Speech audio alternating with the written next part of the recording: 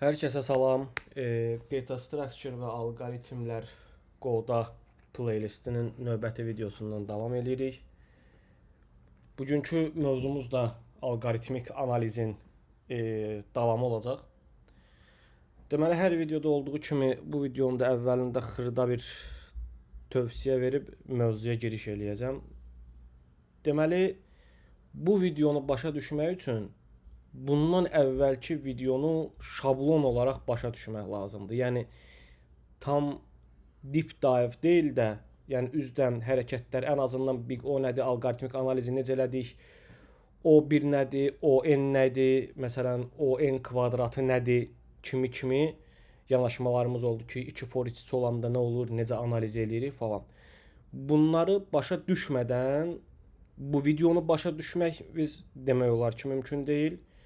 İkinci bir məsələ də odur ki, birincidən müəyyən ana xəttləri başa düşüb bu videoya baxanda avtomatik birinci video beyninizdə tam şəkildə oturacaq. Biraz paradoksal bir şey oldu. Rekursiv olaraq bir-birinə bağlıdır. Zaten bu playlist ümumi olaraq hamısı bir-birinə bağlı olacaq. Hər bir sonraki video bir əvvəlki videonun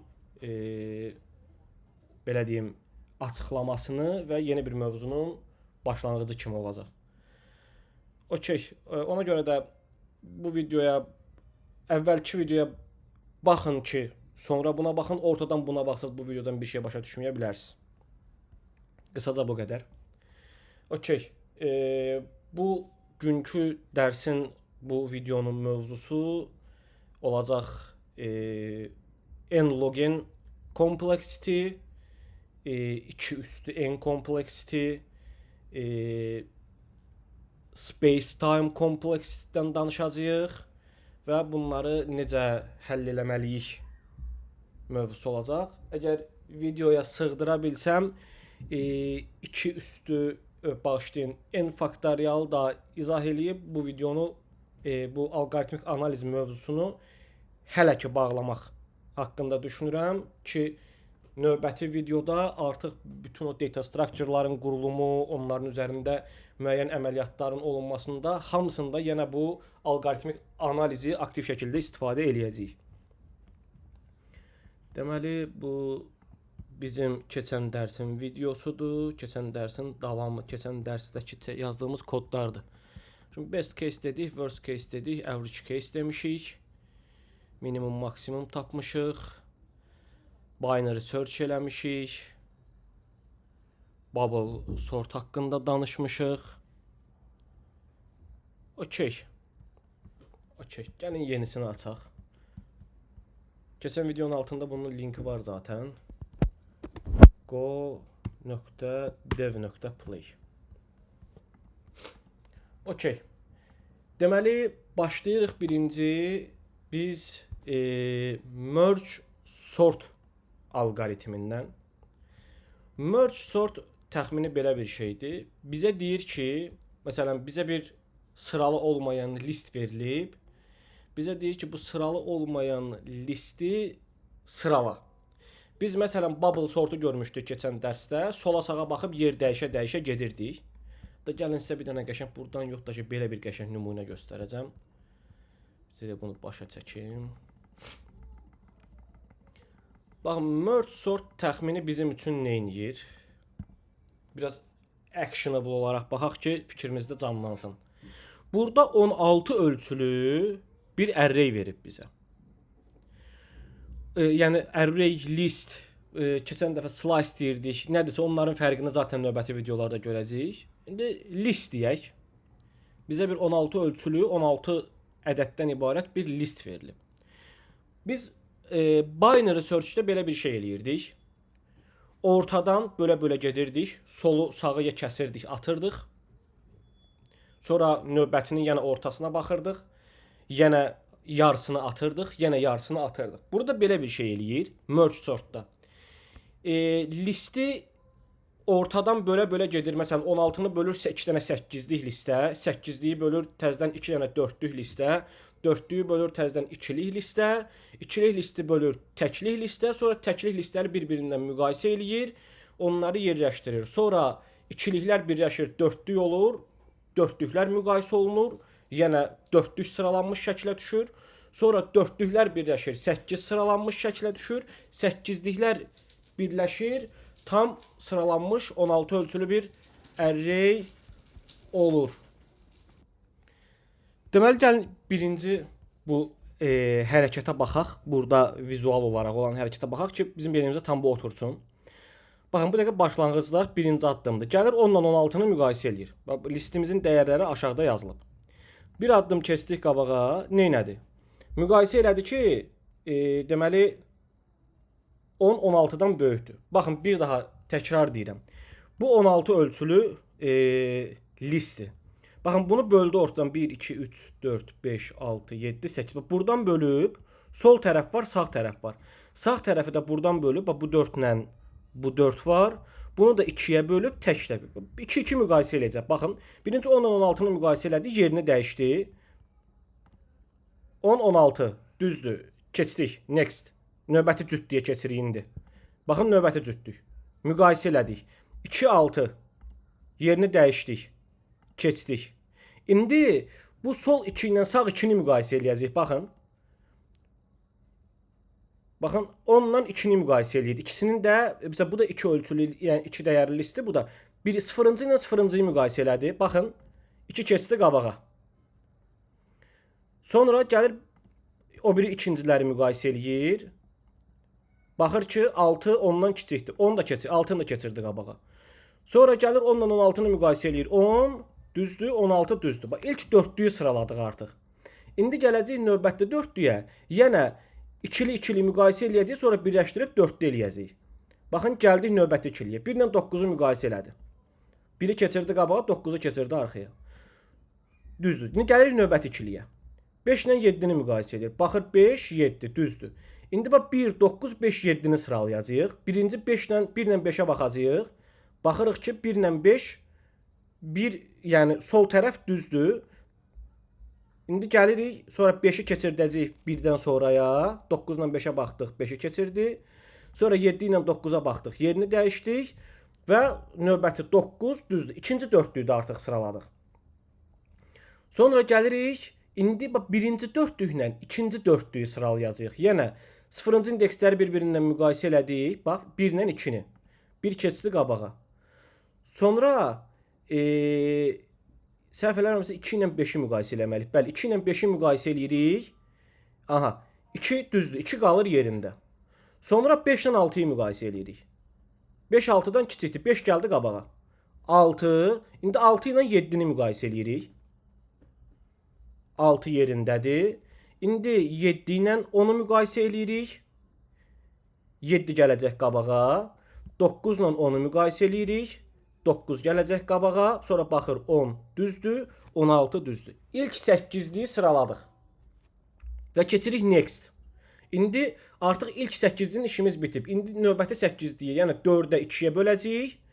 Sonra o ikili bayaqki kimi müqayisə eləyə gələcəyik. Axırda 2 8-liyi birləşdirəcəyik. Baxaq. Deməli, gəldik. 14 ilə 11-i müqayisə elədik. 11 keçir qabağa. 14 də növbəti. Sonra gəldik növbəti ikiliyə. 8 ilə 12-ni müqayisə eləyirik. 8 ilə 12-nin yeri düzdür. Yəni 8 12-dən kiçikdir. İndi 11 14 ilə 8 12-ni müqayisə eləyirik. 8 gələcək 11-in qabağına. Baxın bura 11-in qabağına, 11-in yerinə 8 11 14 12 olacaq elə bil ki. 8 ilə 11-i müqayisə eləyir, 8 keçdi qabağa. İndi 11 ilə 12-yi müqayisə eləyəcək. 11 yerində düzdür. 12 ilə 14-ü müqayisə eləyəcək. 12 keçir qabağa. 12 keçdi qabağa və 14 düzdür. Birinci dördlüyü düzəltdi, keçək indi ikinci dördlüyə, yəni sonuncu dördlüyə, yəni 2 2.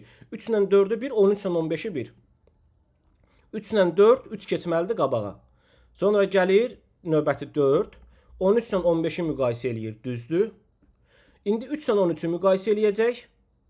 3 yerində qalır. 4 ilə 13-ü müqayisə eləyəcək. 4 yerində qalır. 13 ilə 15-i müqayisə eləyəcək. 13 yerində düzdür, 15 yerində düzdür. İndi başlayırıq növbəti dördlükləri müqayisə eləməyə. Yəni 8 ilə 3-ü müqayisə eləyəcək birinci. 8 ilə 3-ü müqayisə eləyirik. 3 gəlir 8-in qabağına. Sonra 8 ilə 4-ü müqayisə eləyirik. 4 gəlir 8-in qabağına. Sonra 8 ilə 13-ü müqayisə eləyirik, 8 qalır yerində. 11-dən 13-ü müqayisə eləyirik, 11 qalır yerində. 12-dən 13-ü müqayisə eləyirik, 12 qalır yerində. 14-dən 13-ü müqayisə eləyirik, 13 keçir 14-ün qabağına, 14 yerində düzdür, 15 yerində düzdür. İndi 2 8-liyi təkrar sıralamağa başlayırıq. Deməli 1-dən 3-ə baxırıq. 1 qalır yerində. 2-dən 3-ə baxırıq, 2 qalır yerində. 5-dən 3-ə baxırıq, 3 gəlir 2 ilə 5-in arasına. Sonra 4-dən 5-ə baxırıq, 4 gəlir 3 ilə 5-in arasına. 5 ilə 8-ə baxırıq, 5 qalır, 6 ilə 8-ə baxırıq, 6 qalır, 7 ilə 8-ə baxırıq, 7 qalır. 9 ilə 8-ə baxırıq, 8 gəlir 9-un qabağına. Gəldi. Sonra 9 ilə 11-ə baxırıq, 9 qalır yerində, 10 ilə 11-ə baxırıq, 10 qalır yerində. 16 ilə 11-ə baxırıq da artıq burada hamısı bir-bir qabağa gələ-gələ gedəcək. 11 gəlir qabağa, 16 ilə 12-də 12 gəlir qabağa, 16 ilə 13-də 13 gəlir qabağa, 16 ilə 14-də 14 gəlir qabağa və 16 ilə 15-də 15 gəlir qabağa. İndi buradakı incə nöqtə nədir? Gəlin birinci bunun kodunu yazaq. Sonra bunu başlayaq biz analiz eləməyə ki, bu niyə n vurulsun log n-dir. Bizim Go-Dev'ə gələk və başlayaq kodumuzu yazmağa. Gəlin birinci addım-addım gedək və əlimizdəki listi parçalayan bir dənə dəyər yazaq, funksiya yazaq. Okay, birinci listimizi elan eləyək burada. Deyirəm list 2 nöqtə bərabərdir. Deməli integerlərdən ibarət olacaq və içinə dəyərlərimizi yazaq. 38 27 43 3 9 82 10 7 dənə oldu ölçümüz. Olsun. Təklə işləyək. Həm də cütləri gördük. 2-yə rahat bölünənləri gördük. 2-yə tam bölünməyəndə nə baş verir? Onu da nəzərə alaq ki, bütün flow-nu cover eləyə bilək. Okay, gəlirəm burada bir function yazıram. Func deyirəm. Adını qoyuram merge sort. Okay. Bu içinə bir dənə input alır. Bu inputda olur bir dənə list. Belə input deyək. Integer tipində. Okay. Girdik funksiyamızın içinə. Deməli, gəlin burada birinci nə edək? Ortanı tapaq. Center deyək. Center bərabərdir len input böl 2 format deyək. Bu bizim deməli biz binary search-də görmüşdük. Ortanı bölə-bölə tapırdıq. İndi bununla da biz yenə birinci ortanı tapmağa çalışırıq. Sonra bu listləri biz dedik ki, təkrar yəni ortadan bölə-bölə getməliyik təkə qədər. Yəni az əvvəl gördüyümüz kimi. Ona görə də gəlin bunun təzədən özünü çağırsın. Yəni merge sort nə edirdi? Bölürdü. Sonra növbətini bir də özünü çağıraq, onu da 2-yə bölsün. Yəni sona qədər.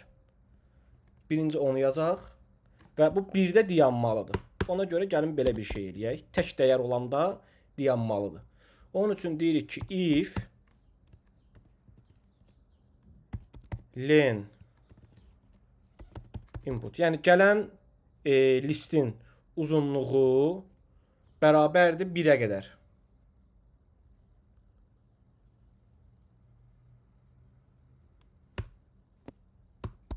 1'ə qədər yox.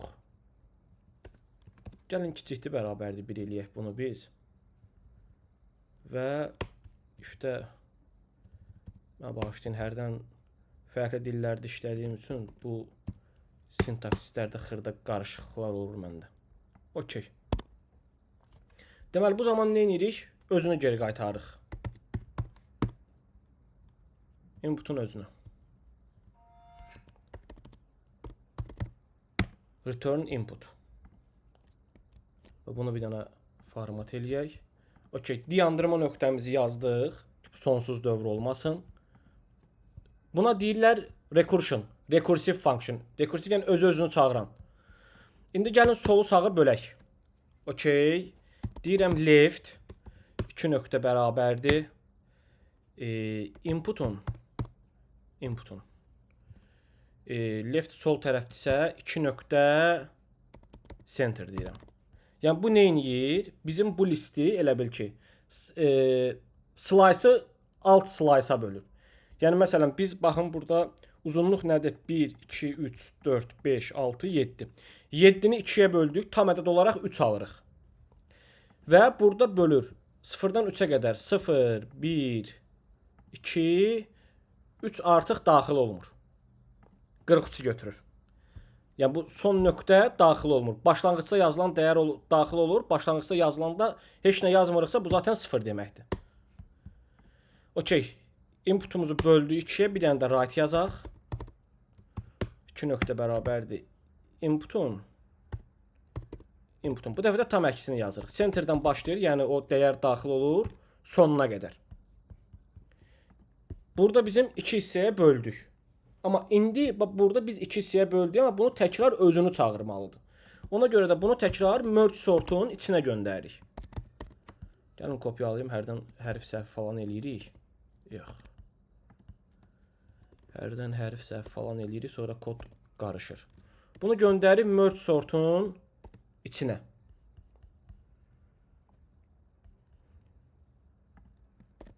Burada eyni ilə. Tamam. Bölmə əməliyyatını icra elədik. Təkə düşəndə dayandırırıq. İndi məsələ nədir? Bunların o təkə düşəndə ikisinin bir-birinlə müqayisə olunub, ikisinin, yəni left ilə right-ın burada necə idi baxın. Left ilə right-ı müqayisə eləyirdik. Gəlin başa qaydaq bir dənə. Neçə addımdır burada? 100 neçə addımdır. Başdan deyim, tamam. Bax burada nə edirdik? Bax bu hissəni müqayisə eləyirdik. Bir dəqiqə buna mən bir dənə restart verim, dağınıq versin bizə. Hə. Deməli bax burada 8 ilə 4 idi. İndi axırda tək listə düşəndə baxın burada bunu niyə yazdıq biz? Təkə düşəndə özünü döndərir. Özünü döndərəndə bax burada 2 dəfə dalbadal çalır. Left right bir-birini gözləyir. Sonda ən axırda 1 olanda qayıdır, lefti də mənimsədir, right'ı da mənimsədir. Sonra o ikisini müqayisə eləyib, birləşdirib geri list dönən bir şeyə ehtiyacımız var bizim. Ona görə də gəlin bir dənə də merge funksiyonu yazaq. Və yaxud da merge and sort deyək buna. Yəni həm birləşdirsin, həm də müqayisə eləsin. Elə başa düşək. Func merge and sort. Bu da yəni bu artıq içinə 2 dənə alacaq. Bu inputdan 2 dənə alacaq. Bunları vergüllə ayırıram. Inputların adlarını dəyişirik. Hətta belə yazmırıq. Bunu 2 dənə yazmağa bilirik ki, ehtiyac yoxdur. Bunun birini deyirik left, birini deyirik right. Okey. Gəlin indi kodlarımızı yazaq. Deməli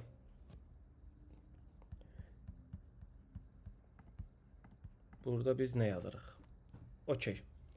Deməli, nəticəni hər dəfə artıq köhnə əlimizdə təklik dəyərlərdir deyə hər dəfə yeni slice düzəldib geri dönəcəyik. Boş bir slice lazımdır ki, biz onları müqayisə eləyib nəticəni əldə edən ki, hansı böyük, hansı kiçikdir, onun içinə yazaq. Sonra da onu bir dəfəyə dönək geri. Ona görə yazırıq ki, result 2 nöqtə bərabərdir. Make ilə bir slice düzəldək. Və gərəksiz yer istifadə eləməmək üçün biz deyirik ki int tipində başlanğıc dəyər olacaq 0 və artıq kapasitini biz düzəldirik. Deyirik ki len left üstə gəl len right. Yəni bu left ilə right-ın uzunluğu qədər düzəldirik ki, gərəksiz memoridə yer ayırmayaq. Bizə 2 dənə counter lazımdır. Deməli. Amma biz o solu sağın dəyərlərini bir-birinə müqayisə eləyəcəyimiz üçün forun standart örgəşdiyimiz tipində yazmayacağıq bunu. Yəni məsələn biz yazırdıq for i2 nöqtə bərabərdir 0. Skop dərsində bir şey demişdim. Bu i-nin yaşama müddəti ancaq bu forun başlanğıc və sonundadır. Fordan sonra bir dənə yazaq. I kiçikdir. Məsələn atıram Lenin, leftin Lenindən. Sonra da deyirdim ki i plus plus. I bəzəkli mötərizəmi açırdım, içinə girirdim. İndi mən buradakı i-ni burada istifadə eləyə bilmərəm. Burada məsələn mən gəlib fmt.print ln deyib bu i-ni çapa verə bilmərəm. Çünki bu skopda bunun yaşama döngüsü buradadır. Burada bitir. Gələcəm birazdan stack mövzusuna, skoplar mövzusuna. Biraz daha o köhnə playlistdə danışdığımız skoplar, o heap segment, stack segment kimi segmentlərin işləmə prinsipindən, onların hər funksiyonda necə yarandığından danışacağıq biraz daha detaylı. Hələ ki bir dənə belə bilək ki, biz burada yazdığımız i-ni ikinci bir for yazsaq orada istifadə eləyə bilmərik. Və ya da bu skopun, bu iki mötərizənin kənarında istifadə eləyə bilmərik. Amma bizim elə bir şeyə ehtiyacımız olacağı üçün biz bu dəyərləri əvvəlcədən qlobal, yəni qlobal deyəndə metodun içərisində bu skopdan kənarda elan edirik ki, iki fərqli skopda buna çata bilsin. ij2.0 bərabərdir 0,0. Bu dəyərləri bunlara mənimsətdik.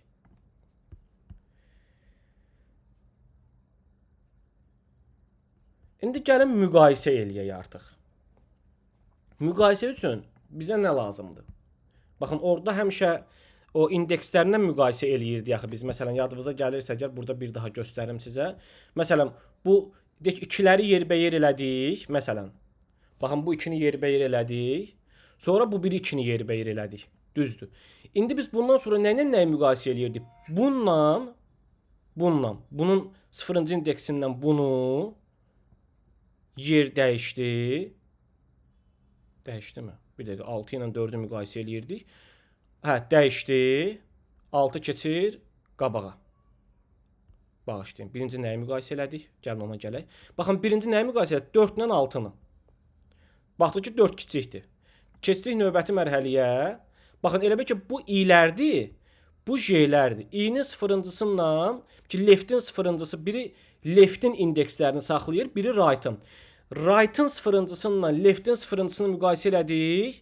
Tamam, left düzdür, qaldı yerində. Bu 4-ü apardıq, elə bil ki, yazdıq. Bizim result yazdığımız list var ya, ora. Sonra artırmalıyıq ki, növbətini müqayisə eləyək. Yəni, i-ni bir vahid artırırıq, elə bil ki. Artıq leftin birincisindən right-ın sıfırıncısını müqayisə eləyirik və yer dəyişdi. Ona görə də gəlin indi bunu bir dənə kodda həll eləyək. Deməli, mən deyirəm ki, bu kodda bununla yazmırıq. Deyirəm ki, i kiçikdirsə len leftin uzunluğundan. Çünki bizim i leftdə gəzəcəyimiz counterdır. Yəni left array listi üzərində bizə əməliyyat elətdirəcək counterdır. Və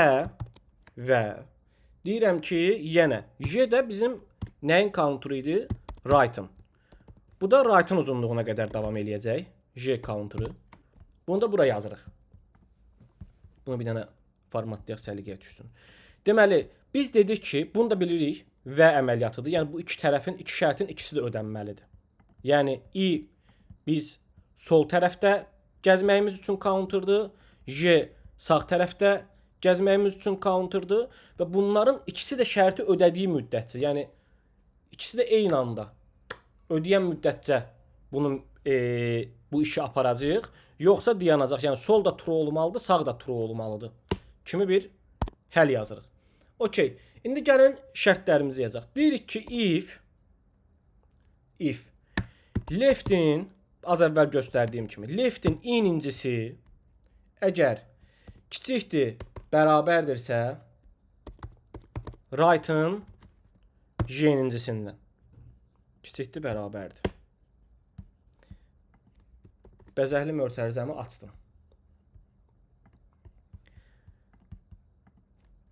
Deməli, bizim resulta əlavə eləyirəm. Deyirəm ki, result bərabərdir. Append funksiyası var. Bu da yenə slice dərsində görmüşük. Append-də deyirəm result, yəni bu resulta append elə. Nəyi? Left-in i-incisini. Baxın, left-in i-incisi kiçikdirsə, biz azdan çoxa düzürük da. Left-in i-incisi kiçikdirsə, right-in i-incisinin o deməkdir ki, yəni left-də sıfırda olan indeks daha kiçikdir. Onu əlavə elə. Bu dəyəri əlavə eləyirik və artıq bu əlavə olunduğuna görə bunu bir də təkrarlamaq üçün counter-ı bir vahid qabağa aparmalıyıq. I-ni bir vahid artırırıq. Amma indi right-in kiçik olma ehtimalı var. Yəni bunun tam olaraq tərsi. Onu yazırıq. O zaman da nə edirik? Tam tərsi əməliyyat. Deyirəm ki, resulta append elə. Nəyi? Right-in J-incisini. Və gəl, indi də right-ə əlavə elədik axı. J++, yəni J-ni artır. Okey, bunu da yazıb, bu printerin hələ bizə ehtiyacımız yoxdur. İndi bir dənə xırda nüans var. Baxın, tam olaraq bizim bu array-də işə yarayacaq bir şey. Belə bir şey düşünün. Bizim list şeydir, yəni cütdür. Cüt olanda problem yoxdur. Bu case-ə ehtiyacımız qalmır. Amma əgər təkdirsə, yəni məsələn, baxın, burada gəldi 0-ı 3-ü götürdü, tamam mı? Baxın, birinci sol tərəf, sol leftdə, ilk bölüm leftdə 3 dənə dəyər var. Sonra gəlib onu növbəti dəfə böləndə alır 1. Yəni bu daxili bir dənə buranı götürür tək. Bura yenə cüt qalır. Yəni buranın bölünməsində problem yoxdur. Amma dəyər təkdirsə, artıq i ilə j uyğun gəlməyəcək bir-birinə. Left-in dəyəri təkdir, right-inki, bununki 1-dir, bununki 2-dir size-ı. 2-yə qədər gəlib, biri gələndən sonra bunun bu ikincisini qalacaq havada, yəni onu heç nə eləməyəcək. Çünki o aradan itəcək, yəni. O iş görməyəcək. Ona görə biz o tək qalan tək əgər bölmədən tək qaldısa dəyər, onu da işə keçirməliyik ki, artıq gəl onu da əlavə elə işin içinə. Bu da ikilidə bölündüyü üçün mütləq şəkildə bu sıranın sonuna gələcək. Və gəlirik bir də o hissəni yazırıq. Deməli, nə deyirik? Deyirik ki, for i kiçikdirsə len leftdən.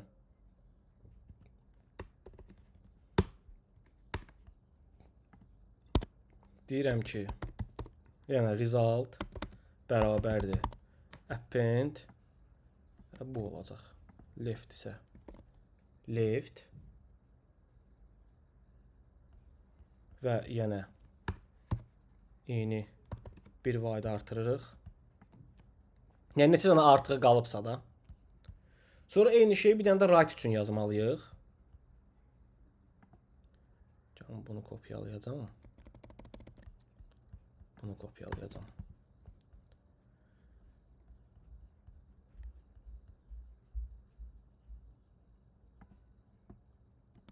Eyni əməliyyatı right üçün eləyəcəyik. Right, result, append right j++. Kodumuzu formatlayaq. Bunu biraz aşağı çəkəcəm ki, kodumuzu tam görə bilək.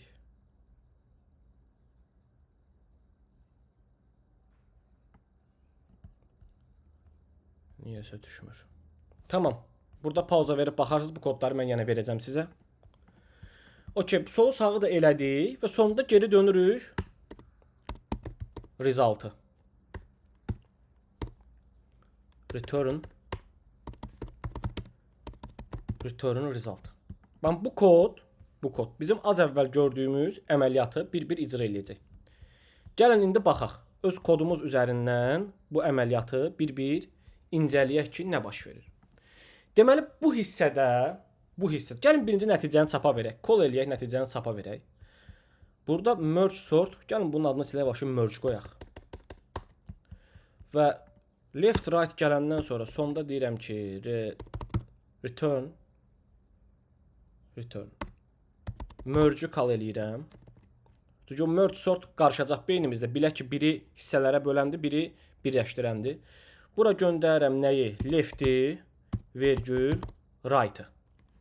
Okey, bunu da göndərdim. Və gəlirəm burada çağırıram. Deyirəm ki, merge sort. İçinə ötürürəm mənim listimi.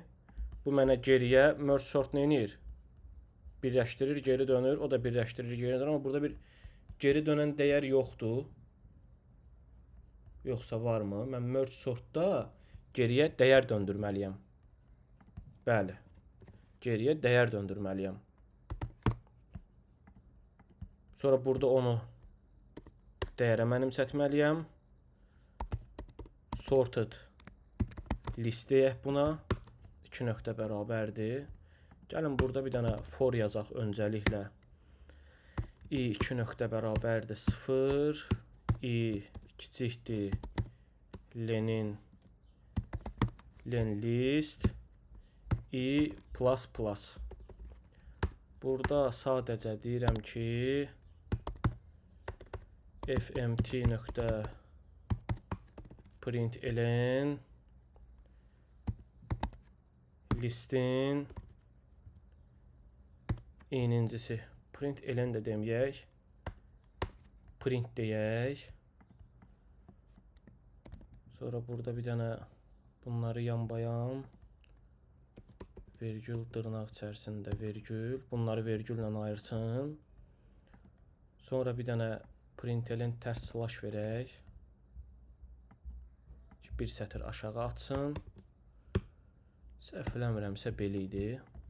Sonra eyni kodu yazaq sıralanmış listimiz. Çünki həqiqətən görək ki, listimiz sıralanıb. Merge sorted list. Orada da i var, burada da i var. Bunlar toqquşmamalıdır. Format deyirəm. 10-cu sətir. Nədir burada problem? String not terminated. One more error. Bir dəqiqə.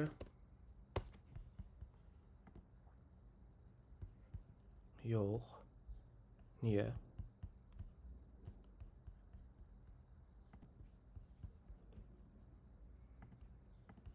Burada dırnağı yadımızdan çıxartmış.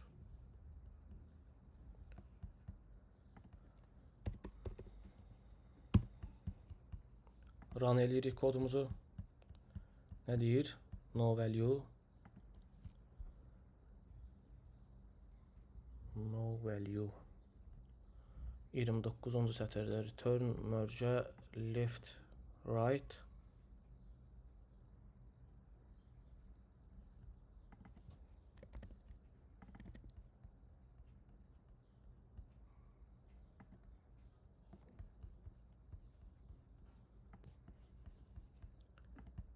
Burada da return eləmirik.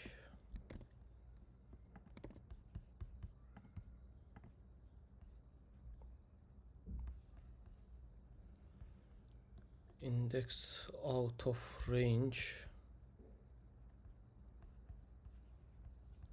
Tamam, main merge. Coroutine run 1. Birincini çapa verir. İkinci, tamam. Burada sorted listə gəzməliyik. Format run. İndi nə deyir? Index of sorted list. Tamam, listi bura göndərdim. Okey, 13 27 right-ıma alanmır. Merge-də xəta vermir. Index out of range.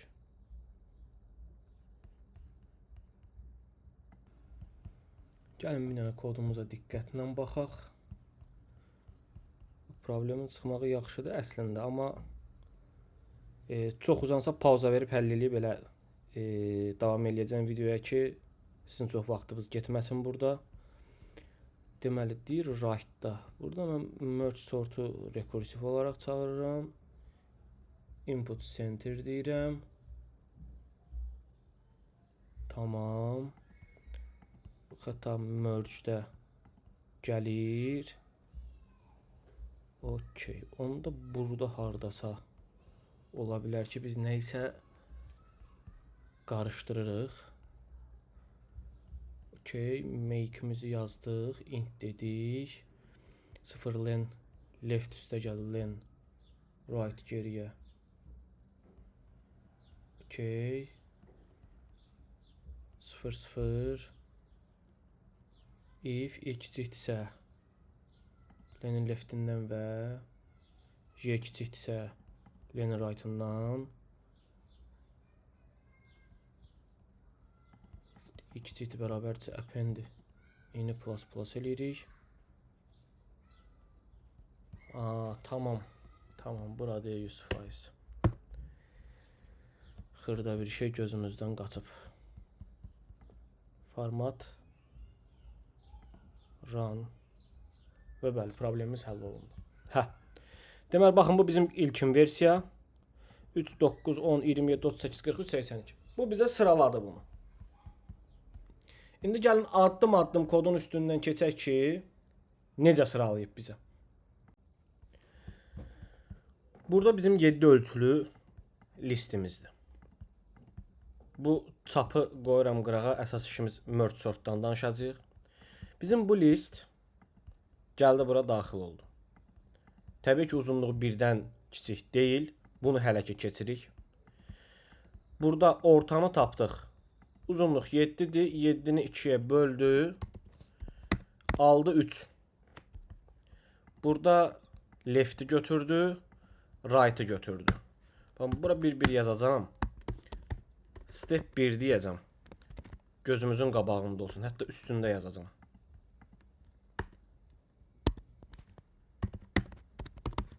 Step 1'də left, baxın, bizim leftimiz başdan sentrə qədər, yəni 3-cü indeks daxil olmadan bu dəyərləri saxlayacaq özündə.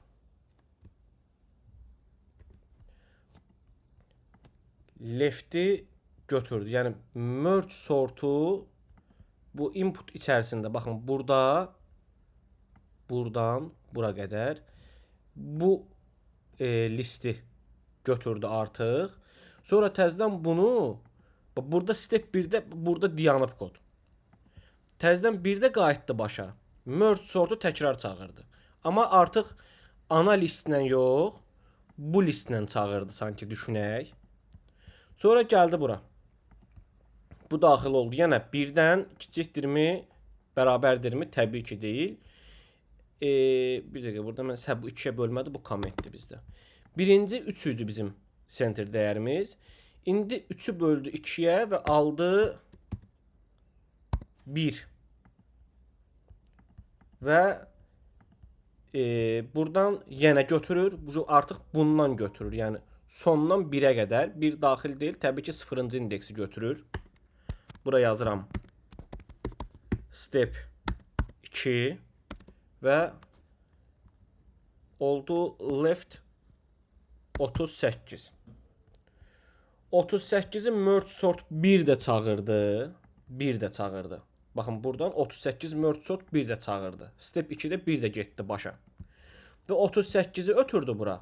38 list şəklində gəldi bura və baxdı 1'ə bərabərdir. Artıq özünü geri döndü. Buradan step 2'dən 1 də göndərmişdik. Dəyər aldıq. Artıq əlimizdə left olaraq bu var. Burada. Sonra gəlir. Baxın, bu step 1 yazmışıq bura. Bunu alıb saxlayıb özündə. İndi bunun right'ını hesablayır. Yəni 38 getdi. Qalanı oldu 28, 43. Bunu mən kopyalayıram. Bu 38. Bu da oldu 27, 43. Right'ı da düzəltdi. Right'ı da. Bu var ümumi gələn. Ümumi gələn, tam gələn hələ stopdadır, hələ yekunlaşmayıb. Və gəldi bura. Right'ı da götürdü. Yəni right'ımız da oldu 27:43. Sonra gəlir artıq merge çağırmağa. İndi merge bir left gəlir. Gəlin indi gələk əsas məsələyə. Gələk right'a. Right'da çağırırıq onu. Bu bir də gedir merge sort'a. Bu bir də gedir merge sort'a və gəlir bu merge sort'da yenə başdan gəlir. Artıq düşünün ki, bizə bura 27 ilə 43 girib. 27 ilə 43 girəndə bura gəlir təzədən bura 2 böldü 2-yə center 1 və təzədən step 3'də bizim left olur 27.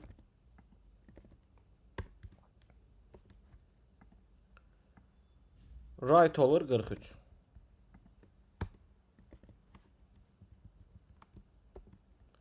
Baxın bu step 3 oldu. Step 3'dən sonra bura gəlir. Buna gəlin deyək. Buna gəlin deyək. Step 3'ün davamıdır bu. 27'ni aldı, tək geri döndü. Sonra bura davam elədi və bu step hələ ki 3'dəyik. Bunu aldı. Sonra bu 27 yox. 38. Bir dəqiqə. Bir dəqiqə. Step 1'ə gəldik. Step 1'də gəldik. Step 1'də gəldik. 38, 27, 43 olaraq gəldik bura. Bunu əslində step 1 deyil. Yəni bunu tam olaraq başa düşmək üçün bütün yazacağım. Step 1'də bu şəkildə gəldi. Step 1'də bu şəkildə gəldi. Bu burada gələndən sonra center'ı aldıq. Gəlin bunun üstündə yazacağım. Step 1'də 3. Step 1'də gəldi, 2'yə böldü, aldı 3. Bizim centerimiz oldu 3. Sonra gəldi aşağı. Yəni step 1'də bizim array budur. Bunu hələ ki silirəm. Step 1'də bizim array budur. Gəldi left'i tapanda. Gəldi left'i tapanda bir dənə də input'a getdi. Bunu hələ silirəm. Bir dəqiqə. Silim təzədən yazacağım bunları. Tam beynimizdə oturmalıdır bu mütləq şəkildə. Bunu başa düşməsək başa düşə bilməyəcəyik. Step 1'də bizim centerimiz oldu 3. Step 1'də əlimizdəki array budur. Gəldi burada merge sort'u call elədi. Və input'un buradaki artıq input center oldu baba 27 38 27 43. Step 2'də Step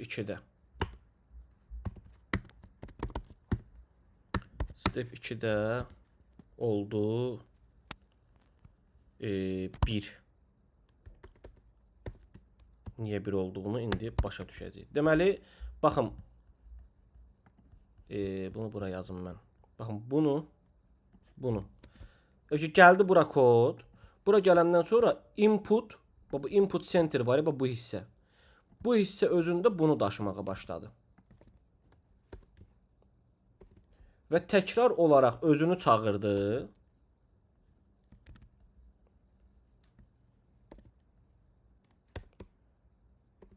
Və təkrar olaraq özünü çağırdı. Yəni merge sort'u bir də çağırdı. Burada düşünün ki, biz thread mövzusundan danışmışdıq. Burada düşünün ki, thread dayandı. Thread dayanmadı tam olaraq. Bunu başa düşməyimiz üçün bizim rekursiv funksiyonlarda scope anlayışındakı stack segment məntiqini başa düşməliyik. Baxın, biz scope'ları izah eləyəndə lokal scope haqqında belə demişdik. Bir variable'ın yaşam döngüsü bu iki bracket'in arasıydı.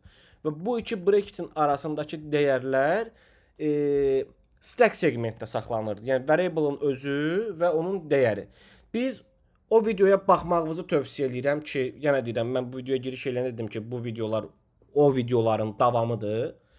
Stack segment biz çanta olaraq düşünmüşdük və altdan üstə doğru dəyərlər girir. FIFO məntiqi demişdik. Yox, LIFO məntiqi demişdik. Last in first out, yəni axırıncı girən birinci çıxır. İndi siz düşünün, bu merge sort 1-də, belə bir şey yaranır. Deməli,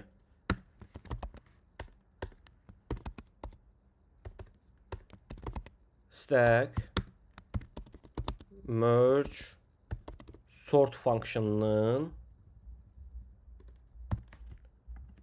belə bir şey düşünün stack'in içərisində. Burada input dəyəri saxlanılır birincidə. Deyir ki, input, biz bura göndərdik inputu nə? Input. Bunlar hamısı sadəcə belə bir kod yoxdur. Yəni bu sadəcə görüntü üçündür, başa düşməyimiz üçündür. Baxın bu list. Input özündə saxlayır stackdə bunu. Merge sortun içərisində. Ondan sonra gəlir burada bu dəyəri saxlayır. Center bərabərdir 3 dəyərini saxlayır. Sonra özündə bir left deyə bir şey saxlamalıdır və right deyə bir şey saxlamalıdır. İndi gəlir bura left'ə, yəni bunlar sizə məsafə verək. Gəlir bura left'ə. Tamam mı? Left'ə merge sortu təkrar çağırır. Təkrar çağıranda onun içinə bir input parametri göndərir. Bu input parametri hardan alır? Inputun içərisindən bölür, parçalayır və buradan o dəyəri çıxardır. Baxın bunu. Artıq biz dedik ki, stack üst-üstədir. Artıq bizdə stacklər yaranır. Yəni stack yox, stacklər yaranır. Yəni burada left'in dəyəri lazımdır. Left'in dəyəri nədir? Təkrar get merge sortu çağır. Artıq ki, bu altdadır. Bunun üstündə bir dənə də stack yaranır. Yaddaşda. Stack 2 deyirəm buna. Bu stack 2 artıq özündə bunu saxlayır. Center 1 saxlayır. İndi bu left lazımdır. Left üçün yenə də bir dənə stack yaranır. Baxın, burada dayandı elə bil ki, bu yaddaşda. Bu left'in dəyərinin hazırlanmasını gözləyir. Bu left'in dəyərinin hazırlanması üçün bu stack, bu function işləməlidir. Bu function işləmək üçün o da yenə left'i gözləyir. Bunun left'i nədir? Center 1. Yəni deyir ki, 1. Avtomatik olaraq buradan nəyə götürür? Üstünə bir dənə də stack yaranır. Stack 3 deyirik buna. Bu stack 3 özündə 38'i saxlayır. Və bu 38'in artıq center dəyərinə ehtiyac olmur. Direkt gəlir buradan inputu geri döndərir. Yəni bu 38'i geri döndərir. Bunu geri döndərəndə bu artıq 3-cü stack yaddaşdan silinir. Çünki left artıq hazırdır bizim əlimizdə. Left'i gətirdik, bura yazdıq. Bu stack elə bir ki yarandı, sonra silindi. Çünki bu left'in dəyəri yarandı, avtomatik olaraq kod düşdü bura right'a. İndi right'ı hesablamalıdır, amma hansı right'ı hesablamalıdır? Baxın, hələ buradadır. Bunun üzərindən right'ı hesablamalıdır. Left budur. Təzədən stack 3 silinmişdi axı. Təzədən növbəti silindi, yox. Adını stack 4 qoyaq ki, fərqlənsin. Amma yəni stack 3 də ola bilər. Sadəcə qarışdırmamağınız üçün stack 4 yazıram. Stack 3 yaddaşda artıq boşalıb. Yenə merge sort yaranır. Stack 4 merge sort. Amma artıq bura baxın, dəyişənlər inputlardır. Bura 27-43 gəlir.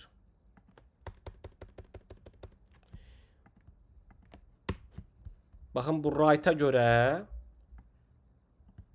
bura gəlir 27-43. Amma yenə merge sortda başdan gəlir. 27-43'ə gəlir. Baxır, uzunluğu 2. Böldü center 1. Təzədən bir dənə də yaranır. 2 dənədir. Təzədən bir dənə də yaranır. Üstündə yaranır stack 5.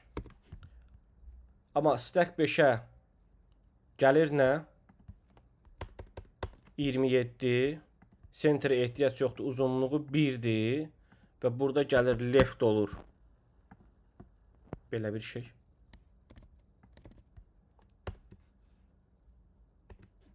Tamam. Sonra bu merge 5 artıq silindi. Stack 5 silindi. Sonra stack 6 yaranır. 43-dən gəlir. Artıq 43-dən gəlir. 43-dən gəlir. Və yenə baxır 1-dir. Bunlar heç. Yenə baxır uzunluq 1-dir. Bura baxın 1-dir. Buradan bunu da geri dönür. Gəlir bu 4-ün right olur 43. Right olur 43. Left'i right'ı çıxartdı. Hələ ki burada. Belə bura right'ı dönməyib ha. Sonda nə edir bu? Deyir indi gəl merge əməliyyatını icra elə. Merge əməliyyatına baxın left olaraq 27, right olaraq 43 gəlir. Tamam. Merge olaraq 27 gəldi, right olaraq 43 gəldi. Bunun uzunluğu 1, bunun uzunluğu 1. 2 ölçülü, 2 kapasiteli bir arkada boş bir slice yaratdıq. Sonra gəlirik. Baxın, bunun da uzunluğu 1-dir. Bunun da left'in də uzunluğu 1-dir, right'ın da uzunluğu 1-dir. Bu o deməkdir ki, yəni birinin uzunluğu 1, birinin uzunluğu 2 olsa, bu baxın burada 1-dir, burada da 1-dir. Mesela ikisi də 1 olanda uyğundur. Amma birinin uzunluğu artıq olsa onu emal eləməyəcək. Çünki o şərti ödəməyəcək. Çünki bunun ikisi də ödəməlidir. Yoxsa yox. Bircə dəqiqə. Yox. Axırıncını boş verin. Gəldi bura. Gəlin baxaq addım-addım gedək, tam olaraq aydın olacaq. Left'in uzunluğu 1, i-nin dəyəri 0. Bəli, ödəyir. Right'ın uzunluğu 1, j-nin dəyəri 0. Bəli, ödəyir. Deyir ki, left'in sıfırıncısı right'ın sıfırıncısından kiçikdirmi? Bəli. Gəlir. Deməli, left'in sıfırıncısı. Left'in sıfırıncısı nədir? Zaten sıfırıncısı var da başqa yoxdur. 27. Deyir ki, 27'ni bu boş. Bura əlavə elə. Yəni burada belə bir şey yaranır. Bunun dəyəri olur belə bir şey. Sonra gəlir i-ni bir vahid artırır. I-nin dəyəri düşünün ki oldu 1. 0 daha yəni dəyişikliyi göstərməyə çalışıram sizə. I-nin dəyəri oldu 1. Elisi ödəmədi, for'dan çıxdı. Deyir ki i 1'dir. Left'in dəyərindən kiçikdirmi? Yox. J 0'dır. Right'ın dəyərindən kiçikdirmi? Yox, bircə dəqiqə. Bunu əlavə elədik. I-ni bir vahid artırdıq, qalxdıq yuxarı. Təzədən başa. Burada artıq i-nin dəyəri 1'dir, j-nin dəyəri 0. I 1'dən uzunluğumuz da 1 idi, i də 1'dir. Kiçikdirmi? Yox. Şərtin biri ödəmədisə, avtomatik olaraq bu şərtin ödəməsinin bir mənası qalmır. Çünki arada və istifadə edilir və vədə sol, sağ ikisi də şərti ödəməlidir. Ona görə buradan çıxdıq. Hələ i 1'dir, j 0'dır. Gəlir bura deyir ki, left. Left'in uzunluğu 1'dir. I-nin də dəyəri 1'dir. 1'dən kiçikdirmi? Yox. Baxın, incə nöqtə. Right 0'dır. Right'ın uzunluğu 1'dir. Amma j-nin dəyəri 0'dır. Deyir onda append elə, onda davam elə onun arxasına. Bunun effektini uzun şeylərdə görəcəyik. Gəldi result. Yəni bunu da append elədi. Avtomatik bu oldu nə? 27,43. Və bunu geri dönür artıq. Bunu geri dönmək nə deməkdir? Gəlin indi qaydaq stackimizə. Okey. Burada artıq biz hansı stepdə qalmışdıq burada? Stack 4. Input 1'i dönmüşdü.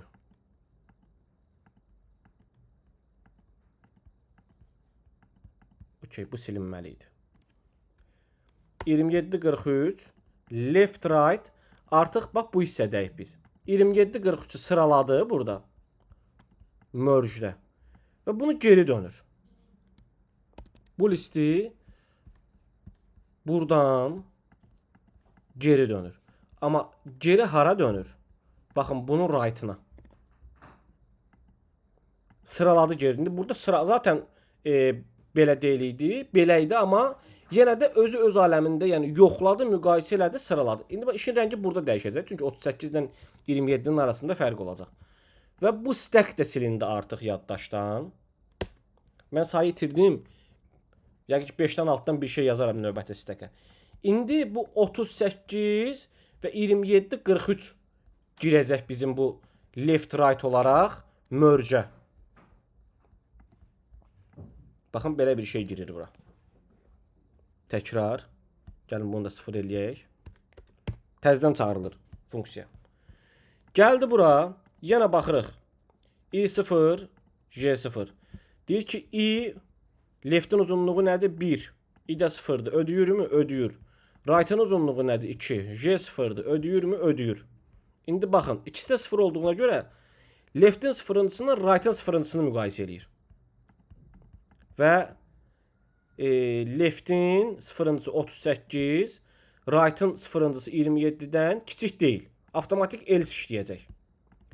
Neyniyir? 27'ni bu boş array'ə birinci əlavə eləyir. Sonra for bitir, bir də qalxır başa. Nə oldu bizim dəyər? J'ni burada bir vaid artırmışıq. Bizim J oldu 1. Təkrar baxır. Right'ın uzunluğu nədir? 2. Left'in uzunluğu nədir? 1. İ'nin dəyəri nədir? 0, 1. Müqayisə eləyir. 0, 1-dən kiçikdir. Düzdür. J'nin dəyəri 1, uzunluğu 2. Kiçikdirmi? Düzdür. Bəli, 1 də gəlir. Bizim indi I 0'dır, J 1'dir. Gəlir left'in i'nindisinə baxır. Yəni 38'ə, right'ın da J'nindisinə, yəni right'ın da birincisine 43'ə baxır. Və 38 ilə 43'ü müqayisə eləyir. 38 43'dən kiçikdir. Gəlir neynir? 38'i bura əlavə eləyir. Mən sizə burada video göstərəndə, baxın bunu göstərəndə, burada sürüşür demişdim, qabağına keçir falan demişim, amma indi burada tam başa düşürük, yəni reallığı görürük. Burada neynir? Result'a əlavə eləyir, sonra axırda result'a dönəcək. Orada onu simulyasiya eləmək, göstərmək olmurdu. Görsün ki, qabağına keçir. Okey. 38'i əlavə elədi və i'ni bir vaid artırdı. Bizim i'nin də dəyəri oldu 1. İndi baxın, məsələ nədir? Artıq bu şərt ödəmir. Bu şərt ödəmir. Ona görə for'dan çıxdı. For bitdi. Gəlir bura. Deyir ki, i yəni 1, 1-dən kiçikdirmi? Bu şərt ödənmədi. Amma j'nin dəyəri bizdə 1'dir. Right uzunluğu, right'ın uzunluğu 2'dir. Bunu ödədi. Avtomatik neyniyir? Gəlir, right'ın dəyəri olur 1. Yəni right'ın birinci indeksini. Yəni 43'də götürür, bura əlavə eləyir. Sonra gəlir, result'ı geri dönür. İndi bunun geri döndüyü result'ı biz hara mənimsədirik? Baxın, gəlirik bura. 38-27'ni işlətdik. Və buradan geri sort olunmuş şəkildə döndük. Və biz artıq left hissəni sort elədik. Bu da uçdu. İndi bunun left hissəsini sort elədik artıq. İndi bizə right lazımdır. Right üçün bunu alıb, bu 3, 9, 82, 10. Left'i bir sort elədik, 30 durduqda, elə bil ki bura. Sonra indi right üçün təzədən başlayacaq. Left, right, left, right, left, right. Eyni əməliyyatdan keçəcək. Sonra elə bil ki bizim right artıq belə bir şeyə dönəcək. 3, 9, 10, 82. 3, 9, 10, 82. Axırda bu ikisini göndərəcəyik bura. Yenə gəlin son etapda bir dənə buna da baxaq. Artıq çox uzatmadım, çünki həqiqətən biraz düşündüm ki, gərəksiz vaxt itiririk burada. Yenə boş array'imiz var. Burada yenə bu ikisi gəldi, girdi bura. Yenə ki başladı müqayisə eləməyə. Bunları gəlin 0 eləyək. Başdan başlayırıq yenə. Okey. Deməli, leftimizin uzunluğu 3, right'ımızın uzunluğu 4. Yenə gəlirik bura. I baxdı. leftdən 27-ni götürdü, rightdan 3-ü götürdü. Və baxdı ki, bu şərt ödəmir. Yəni right daha kiçikdir. Ona görə j-nə bir vahid artırdı və 3-ü əlavə elədi bura. Sonra gəldi, j-ni bir vahid artırmışıq axı. 9-dan 27-ni müqayisə elədi. Hələ ki şərtlər ödənir. 9-u əlavə elədi bura. Sonra gəlir, j artıq oldu bizdə 2. Sonra gəlir 10-dan 27-ni müqayisə eləyir. Yenə həmçinin 10 daha kiçikdir. Bunu artırdı, elədi 3. Sonra 0, 1, 2, 3. 82 ilə 27-ni müqayisə eləyir. 27-ni yazır bura. Və artıq i olur 1. Sonra 38 ilə 82-ni müqayisə eləyir. 38-i yazır bura. Bunu eləyir 2. Sonra 43 ilə 82-ni müqayisə eləyir.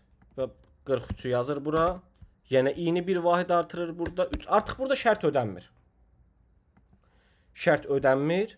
Və o artıq qalan hissə gəlir burada right-dan əlavə olunur. 82 olaraq. Vergül qoyun bura. 82 olaraq bura artırılır. Və sonda geri dönülür. Geri dönəndə artıq bu step 1-cidir. Birbaşa geri dönür bura, həmin sorted listi və işinə davam edir. Mən bu izah üçün yazdığım şeyləri silirəm. Buradakı gərəksiz şeyləri də silirəm. Buradakıları da silirəm. Bu 0-0'dır. Kodumuz düzdürmü? Məncə düzdür. Gəlin bir dənə də run eləyək. Tam. Nə 30-cu sətirdir? Hə. Tamam, bunlar kommentlərdir, artıqdır. Silirik. Silirik. Gərəksiz boşluqları da silirəm.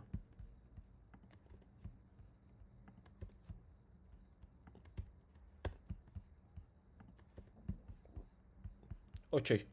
Format, run və bəli, kodumuz çalışdı. İndi baxın. Biz buna işləmə prinsipini başa düşdük. Amma biz buna nəyə görə n logen, yəni n vurulsun logen kompleksiti deyirik. Gəlin indi onu başa düşək. Baxın, belə bir şey düşünək. Biz necə parçaladıq? Deməli, biz normalda bütün dəyərlərin üstündən zaten bir-bir toxunduq. Bir-bir dəydik dəyərlərə. Yəni, bunu n olaraq qəbul edirik. Amma bunu log n eləyən hissə nədir? Baxın, biz bunu 2-yə bölə-bölə getdik. Yəni, log n hissəsi odur və hər 2-yə böldüyümüz hissənin üstündən bir dənə keçdik. Yəni, sol-sağ müqayisə elədik. Biz məsələn 27 ilə 43-ü müqayisə elədik. Sonra 38 ilə 27-43-ü bir müqayisə elədik. Sonra məsələn burada 3-9-u 1, 80-12-ni 1, sonra bu ikisini 1, sonra da bunların hamısını bir-birindən bir müqayisə elədik. Yəni 2-yə bölə-bölə getdik listləri. Bu 2-yə bölə-bölə getmək bizim binary search-də gördüyümüz 2-də sola-sağa baxmaq kimi bir şeydir. Və bu sadəcə onun qarşısında nisbət yaradır. Yəni məsələn buna bir dəyər əlavə eləsək, yəni belə deyək də bunu biz 8-ə təxmin eləsək, 8 2 üstü loqaritmadan 3 eləyir. Yəni listin üstündən belə deyək 3 dəfə keçdik. Təqribən. Yəni eyni dəyərin üstündən 3 dəfə sola, soldan sağa keçdik. İndi bunun məsələsi nədir? Bunun məsələsi odur ki, biz qalıbsa burada mən bunu göstərəcəm sizə. Bax, keçən kodda C vurulsun n üstə gəl k-da dedik ki, biz bunun time kompleksitisini hesablayanda C-ni nəzərə almırıq. Amma C-ni necə nəzərə almırdıq? Yəni deyirdik ki, C-nin böyümə grow rate-ə, big O-ya bir təsiri yoxdur. Bizə əsas təsir eləyən məsələ, bizə o böyümə sürətinə təsir eləyən məsələ onun qüvvətidir. İndi bizdə var idi kompleksit olaraq, bir dəqiqə görüm o şəkil tapa biləcəmmi? Buradadır. Baxın, bizdə var idi nə? N kvadratı, yəni artıq n-i n-ə vururduq. Bir də var idi n. Baxın bu, yəni bir dəfə üstündən keçirdik. İndi burada biz n-in özü qədər, yəni n vur n kvadratik bir həddə çatmırıq. Amma n-i də artıq bir neçə dəfə yox. Məsələn, belə deyim də sizə. 2 dənə yan-yana for yazanda, köhnə kodda görüm qalıbsa orada göstərəcəm sizə. Minimax-da olmalıdır. Yox, bu mənim çəkdiyim rekorduydu. Bircə dəqiqə.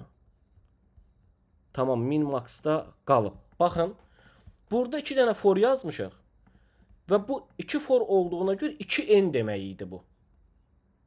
Bu bizdə 2n demək idi. Yazmışıq mı buradaca, qalıb mı?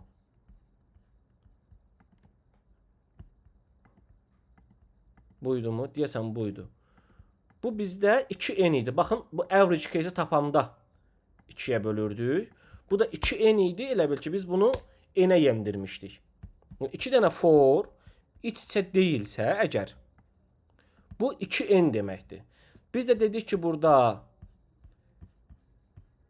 c vur n üstə gəl k-da c-ni nəzərə almırıq. 2 qatı tamam, 2 qatı nəzərə almır. Amma burada artıq loqaritmik bölünmə var deyə, artıq bu loqaritma təsir eləyir bu sabitə. Yəni, belə düşünək. Burada n log n kvadratı ilə n arasında bir ortalama bir dəyər. Yəni n kvadratından o grow rate-də nəzərə alına biləcək bir sürət performansı var. Yəni qazancı var. Amma n-lə müqayisədə də bir sürət itkisi var. Belə başa düşə bilərik bu n log n-i. Və o log n-i bizdə yaradan onun o loqaritmik 2-yə bölə-bölə getmədi. Yəni o yarıya bölə-bölə davam eləməli rekursiv olaraq. Bu bizə log n-i gətirir. İndi burada beynimizi qarışdıracaq bir dənə də nöqtə var. İndi gəlirəm bizim öz indi yazdığımız koda. Beynimizi qarışdıracaq bir dənə nöqtə var. Merge sort. Normalda bu hissə olmasaydı, yəni bölə-bölə getməsəydik buranı bu formada. Merge sort. Əslində merge sort yox, bağışlayın. Rekursiv call. Baxın, bu rekursiv call var. Merge sort içində merge sortu çağırır. Və 2 dənə varsa, indi dərsin videonun davam edən hissələrində bunu görəcəyik. Merge sort əslində rekursiv olaraq özünü call eləməyi, daha doğrusu bir funksiyonun rekursiv olaraq özünü call eləməyi, bu artıq bizə iç-içə for yazmaq kimi bir şeydir, yəni. Yəni bir dəyər yəni içinə göndərdiyimiz dəyər bir artsa, hər dəfə bir sonraki dəyərə baxa-baxa getsək. Amma biz burada hər dəfə ortadan bölə-bölə getdiyimiz üçün bu rekursiv function, bu log n əmsalı yaradır. Amma əgər bu rekursiv bölmə olmasaydı, hər dəfə dəyəri bir artırıb təzədən özünü çağırsaydıq ki, yenə deyirəm, bu mövzunu, bu merge sortu bitirib zaten ona keçəcəyik. Orada kvadratik, hətta kvadratikmi, yoxsa qüvvət funksiyası olacaq, ona baxacağıq. Amma belə düşünün, özünü çağırırsa kvadratikdir, bir artırsa kvadratikdir dəyər. Analiz eləyəcəyik next-də. Hələ ki buna baxırıq. Burada 2-yə bölmə olduğu üçün nə qədər rekursiya olur olsun, o kvadratik və yaxud da qüvvətli bir qüvvət üçün, yəni üstü bir artım deyil də, loqaritmik bir əmsal təşkil elədi. Bu sürət, yəni time complexity mövzusu. İndi bir də gəlin space complexity hissəsinə bir dənə toxunaq. Deməli, baxın, buradakı bir 6 uzunluqlu bir array-dir. İndi bizim dediyimiz space complexity nədir? Deməli, gəlin belə düşünək. Mən bir analogiya vermişdim keçən videoda. Demişdim ki, 2 tip maşın var.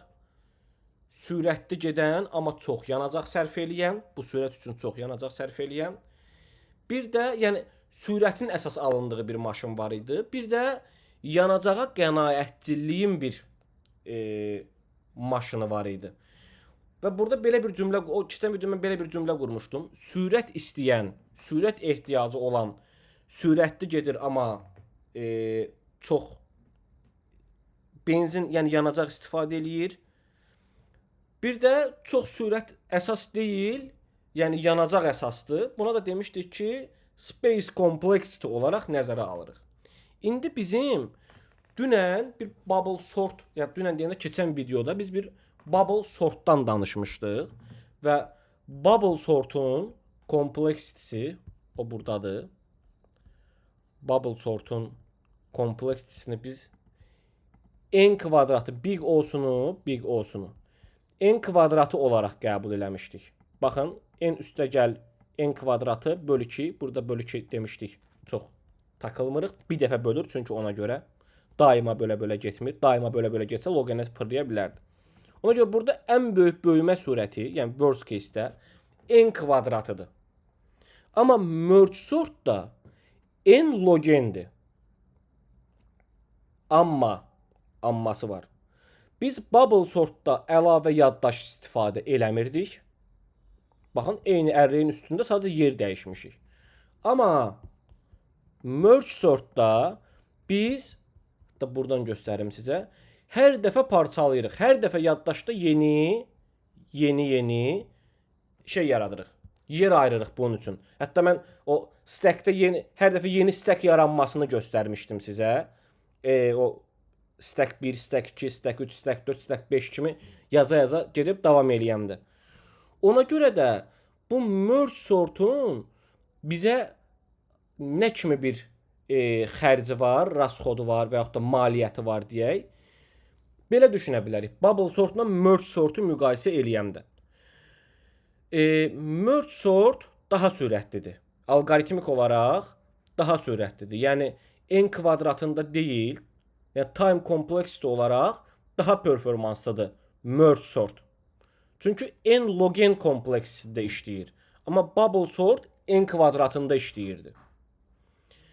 Amma space kompleksidə merge sort özü qədərdir. Yəni n qədərdə bir əlavə yaddaş istifadə eləyir. Amma bubble sort əlavə heç bir yaddaşa ehtiyac duymur.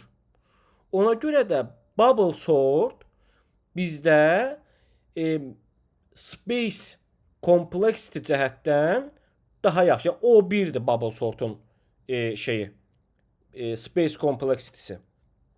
Avtomatik olaraq əgər biz bir ərrəyi, bir listi sort alqoritmlərindən istifadə eləyən zaman bizim ehtiyacımız nədir? Biz birinci nəyə baxmalıyıq?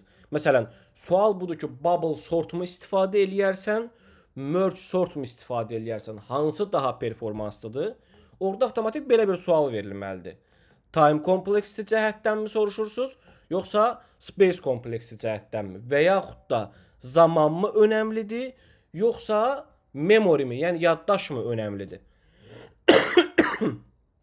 Buna görə qərar dəyişir. Əgər bizim üçün sürət önəmlidirsə, yaddaş rasxodunun heç bir əhəmiyyəti yoxdursa, təbii ki, merge sort istifadə eləməliyik. Yox, bizim üçün yer önəmlidir, sürət önəmli deyilsə, bu zaman biz bubble sort istifadə eləməliyik. İndi biz videonun ilerleyen dəqiqələrində Fibonacci-dən danışacağıq və orada biz görəcəyik. Fibonacci-nin bir neçə versiyasını yazacağıq kodun. Yəni belə düşünün. Sürət maşın nümunəsindən verdiyim analogiyadan davam edirəm. Əgər bizim üçün sürət önəmlidirsə, sürəti seçirik. Yəni sürətli gedən maşını seçirik. Təbii ki, bu merge sortdur bu verdiyimiz nümunədə analoji olaraq. Yox, bizim üçün yanacağa qənaət, yəni yer, space complexity önəmlidirsə, bubble sortu seçirik və çalışmalı olduğumuz ümumiyyətlə bir alqoritma yazarkən önəm verməli olduğumuz şey ikisində də ən yaxşı seçimi seçməkdir. İndi bu sortingdə bunun bir şeyi yoxdur. Yəni bizim üçün həm performans effektivliyi, yəni sürət effektivliyi, həm memory effektivliyi ikisi bir yerdə olan bir alqoritma yoxdur. Ona görə də biz ikisindən birini seçməliyik. Amma indi videonun ilerleyen dəqiqələrində görəcəyik, biz Fibonacci-dən danışacağıq. Fibonacci zamanı biz məsələn space complexity-nin də advantage-li olduğu bir alqoritma yaza biləcəyik. Time complexity-nin də üstün olduğu bir alqoritma yaza biləcəyik. Hətta yer istifadə, yəni yeri O1 tutaraq, yəni var olan dəyərin üzərində ən sürətli alqoritmanı da ortaya çıxarda biləcəyik. Düşünürəm ki, space complexity deyəndə yəni əlavə yer memory istifadəsi nəzərdə tutulur və nə qədər memory istifadə olunacağı nəzərdə tutulur, analiz edirik biz space complexity-də və bu video düşünürəm ki, artıq time complexity-də beynimizdə tam oturdu. Merge sortla bubble sortu artıq müqayisə elədik. İkisi də eyni işi görür. Fərqli-fərqli taktikalardan, yöndəm, metodlardan istifadə eləyir və iki fərqli alqoritmanı necə müqayisə elədik, onu da gördük. N-log-n time complexity-dən danışdıq. Artıq keçə bilərik Fibonacci-yə. Fibonacci nədir? Burada olmalıdır, səhv eləmirəmsə. Sorting and searching algorithm, linear search, binary search, other algorithm, bu deyil, dynamic programming deyil, grid algorithm deyil. Tamam, burada yoxdur çox güman. Fibonacci heap var, yox, o bizim işimizi yaramayacaq. Tamam, okey, keçək kodda Fibonacci-yə.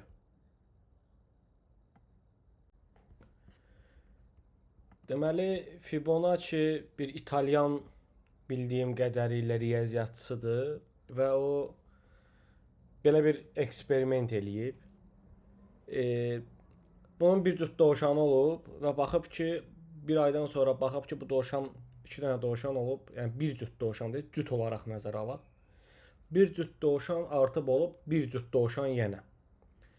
Üstündən bir ay keçib ki, dovşanların artması üstündə bilmirəm, mən də bir elmi məqalədə oxumuşam yəni. Burada mövzumuz yəni zoologiya deyil, dovşanlar deyil, mən səhv eləyə bilərəm. Belə deyirlər. Dovşanlar deyək ki, bir aydan sonra arta bilir. Bir aydan sonra bir də baxıb ki, bu iki cüt də dovşan artıb olub 3 cüt dovşan. Belə hər bir aydan bir dovşanları sayıb qısaca. Və belə bir qənaətə gəlib ki, hər bir sonrakı ay özündən əvvəlki 2 ay ərzində olan dovşanların sayının cəminə bərabərdir. Və bununla dovşanların artım tendensiyasını tapıb deyək buna. Və bunu da sonra tarix boyu açığı dovşanın artımından necə qızıl reytə gəlib çıxıblar, o informasiya məndə də yoxdur. Bir çox rəsm əsərləri deyilənə görə Mona Lisa falan bu yəni buna Fibonacci deyirlər. Bu Fibonacci rəqəminə 1.61 0.61.2 artımı, yəni bu təbiətdə, dünyada golden rate olaraq qəbul olunur, qızıl əmsal. Buna uyğun geometriyada çox istifadə olunur. Hətta binaların memarlığında, tarixi binaların memarlığında o məşhur memarlar çox istifadə eləyib. Hətta Mona Lisa əsərində deyilənə görə istifadə olunur bu əmsal uyğunluq, mütənasiblik deyək buna. Açığın məntiqi nədir? Mən də çox belə deyim incəliyinə qədər dərk eləmişəm yox, amma burada nümunə olaraq verəcəm təbii ki onu və software aləmində də ən tanınmış alqoritmalardan, ən məşhur alqoritmalardan biridir. Fibonacci belə bir şeydir. Birinci dəyəri 1-dir. İkinci dəyəri 1-dir. Əslində burada belə bir şey var. Burada birinci dəyəri 0-dır. İkinci dəyəri 1-dir. Sonraki dəyər elə bil ki, özündən əvvəlki 2 dəyərin cəminə bərabərdir. 0-la 1-i toplayır, eləyir nə? 1 yazır bura. Sonra bu 1-lə 1-i toplayır, yazır, sonra eləyir 2. Sonra 1-lə 2-ni toplayır, yazır 3. 3-lə 2-ni toplayır, yazır 5. 3-lə 5-i toplayır, yazır 8. 8-lə 5-i toplayır, 13. Belə bir şeydir. İndeksasiya olaraq Fibonacci 0-0'dır. Bu Fibonacci 1'dir. Bu Fibonacci 2'dir. Bu Fibonacci 3'dür. 4. Yəni array'lərdəki kimi Fibonacci'ni də saymağa 0-dan başlayırıq. Yəni belə qəbul eləyək. Burada əsas bunu istifadə etməkdən məqsədimiz 2 + n alqoritmanı görməkdir kodda. Onun necə problemli bir şey olduğunu anlayacağıq. Gəlin buna deyək merge sort. Bunu komentariya alaq. /ulduz və burada da bir dənə ulduz slash. Bu köhnə kodumuzu aldıq kommentariya və gəlirik functionımızı yazmağa. Func Fibonacci. Bu içinə bir dəyər qəbul eləyir integer tipində. Input deyə elə. Input int qəbul eləyir və geriyə int tipində bir dəyər dönəcək. Yəni hesablanmış indeksin nömrəsini dönəcək deyək buna. Okey. Deməli biz dedik axı ki, Fibonacci özündən əvvəlki hər dəyər özündən əvvəlki iki dəyərin cəminə bərabərdir. Ona görə də biz burada yazırıq nə? Deməli if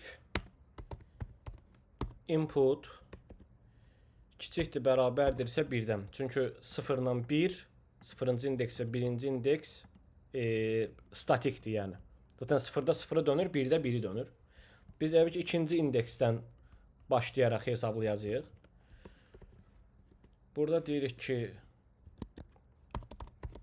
return elə inputun özünü. Çünki burada biz rekursiv function istifadə edəcəyik. Və burada deyirik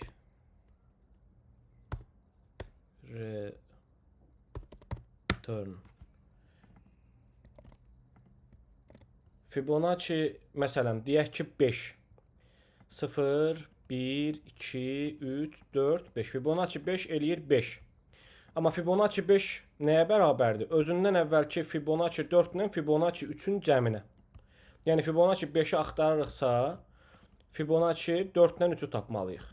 Onun dəyərini tapıb sonra onları cəmləməliyik. Ona görə Fibonacci input çıx 1 üstə gəl Fibonacci input minus 2. Və burada bir rekursiya istifadə elədiyimiz üçün baxın burada mən Fibonacci 4-ü göndərdim bura, Fibonacci 3-ü göndərdim bura. Get bunu hesabla. Fibonacci 4-ü 3-ü hesablamaq üçün yenə gəlib burada Fibonacci 4-də Fibonacci 3 ilə 2-ni hesablamalı olacaq. Burada Fibonacci 3-ü göndərmişdik. O da 2 ilə 1-i hesablamalı olacaq. Və hər dəfəsində hər məsələn 5-də gəldik 2 dənə dəyər hesablamalı olduq. O 2 dəyər də hər biri özü ayrıca bir 2 dəyər hesablamalı oldu. Hətta o dəyərlərin özü də bir 2 dəyər hesablamalı oldu. Və belə artıq bizdə çünki hər dəfəsində 2 şaxələndiyi üçün avtomatik olaraq bizdə 2-nin üstü qüvvətində bir artım müşahidə olunur. Yəni biz bura 5 göndərsək 2 üstü 5 səhv xatırlamıramsa 32 edir. 2 vur 2 4 kvadratı kubu 8 üstü 4 16 üstü 5 32. Burada 32 dənə action baş verəcək. İndi siz fikirləşin biz Fibonacci 5-i hesablayırıq. Bir dənə Fibonacci 100-ü fikirləşək. Yəni 2 üstü 100 yəni ona zaman yetməz da. Yəni bir insan ömrünü keçər bəlkə də onun hesablanıb çıxmağı. Keçərmi, keçməzmi açıq orada takt tezliyinin sürətini hesablamaq lazımdır. Bu dəqiqə mövzumuz o deyil. Yəni böyümə sürətinə baxın bir dənə Fibonacci 5 elədi 32 2 qatına artırdıq. Fibonacci 10-u hesablamaq üçün siz fikirləşin 2 üstü 10-u hesablamalıyıq. Yəni 2 üstü 10-da 32 vur 32 32-nin kvadratı elədi yəni. Səhv eləmirəmsə elə eləyir. Görün 32-nin kvadratı görün hara şişdi dəyər. Yəni 32-dən görün hara çıxdı. Ona görə biz bundan qaçmalıyıq. Amma gəlin birinci Fibonacci-ni başa düşək. Çünki məcburuq buna. Bu qrafik mən bu videonu bir dəfə çəkdim. Ekran rekordum yaxşı olmadı. Videonu təzədən çəkməyə məcbur oldum. Ona görə bu burada qalıb. Baxın Fibonacci 5-dir. Fibonacci 5 4 Fibonacci 5-ə 4-dən 3-ü cəmi lazımdır da bu ikisi hesablanmalıdır. Amma Fibonacci 4-ə 4-ü tapmaq üçün Fibonacci 3-dən 2-ni hesablamalıyıq. Hətta sizə belə bir şey deyim. Bunu çox genişləndirmirəm. Fibonacci 3 üçün Fibonacci 2 və 1-i hesablamalıdır. Fibonacci 2 üçün 1 və 0-ın dəyərini almalıdır. Və yaxud da baxın Fibonacci 3-ü burada da istifadə eləmişik. Baxın burada Fibonacci 3 hesablanır. Burada da Fibonacci 3 hesablanır. Burada da 2 hesablanır. Burada da 2 hesablanır. 3-dən törəyəndə də 2 hesablanacaq. Burada avtomatik olaraq biz gərəyindən artıq yerdə istifadə eləyirik. Yəni bu şeydə danışdığım kimi space complexity məsələsi də var və biz burada iki şeydən geri düşürük. Yəni biz bu alqoritmanı yazmaqla, bu gördüyümüz kodu yazmaqla həm time complexity'miz belə çox fantastik böyüyür dəyərə uyğun olaraq. Həm də biz space complexity problemimiz var əlimizdə. Bu videoda ən gözəl görəcəyimiz şey artıq bunu bir balaca tuning eləmək mümkündür. Yəni biz 2 üstü n-dən kompleksitimizi n-ə endirəcəyik. Yəni düşünün 10 dənə Fibonacci 10-u hesablamaq üçün 10 dənə addım atacağıq yəni. Amma bir də Fibonacci 10-u hesablamaq üçün 2 üstü 10 dənə hərəkət eləməliydik. Aradakı katastrofik fərqi görə bilərsiniz. Və ən rahat 5-dir. Biri var 5 addım, biri var 5 dəyərli bir Fibonacci-də 32 addım. Görün hara şişdi dəyər. Ona görə də biz təbii ki 2 üstü n n kvadratı kompleksitinin özü imkan varsa qaçın deyilən bir time kompleksidir. Yəni 2 üstü n yazmaqdansa yazmamaq yəni da. Yəni onu yazmaqdansa yazma. Yəni çünki data böyüdükcə artıq ondan sizin sistemi çökərdəcək bir yerdə o. Bundan qaçışımız da olmayacaq.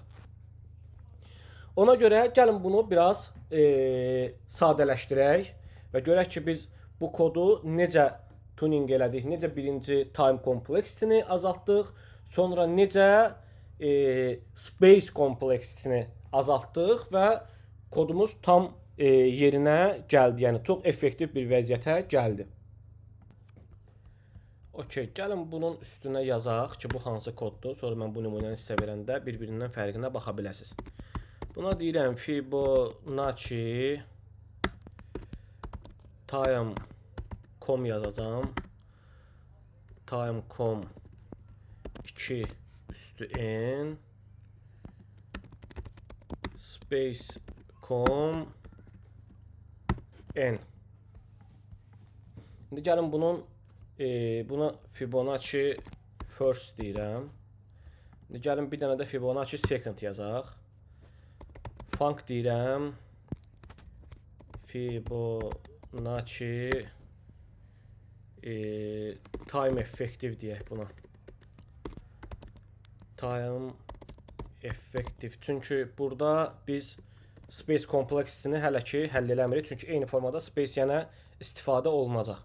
Yenə bu içinə qəbul eləyəcək deməli int tipində input, yəni Fibonacci hansı dəyərini hesablamaq istəyirik o və geriyə də bir int dəyəri dönürük. Bəzəkli mötərizəni açdıq. Buna bir dənə bunu gəlin format eləyim. Buna da bir dənə komment alaq, ona görə problem çıxardır. Okey. İndi gəlin belə bir şey eləyək. Bizim bildiyimiz, burada biz baxın gördük ki, burada bayaq bir şey dedim mən sizə bu nümunədə. Baxın Fibonacci 3-ü burada da bir dəfə hesablayıram. Burada da bir dəfə hesablayıram. Fibonacci 2-ni burada da hesablayıram. Burada da hesablayıram. 3 də 2 ilə 1-in cəmi olduğu üçün bir də burada hesablayacağam. Hətta Fibonacci 1-i demirəm. Yəni 1-in özündə hesablanır. 2-nin altında 1 var. Bu 2-nin altında 1 var. Buradan törəyanın altında 1 var. Yəni görün hara şişdi. İndi gəlin biz bunu nə ilə həll eləyək?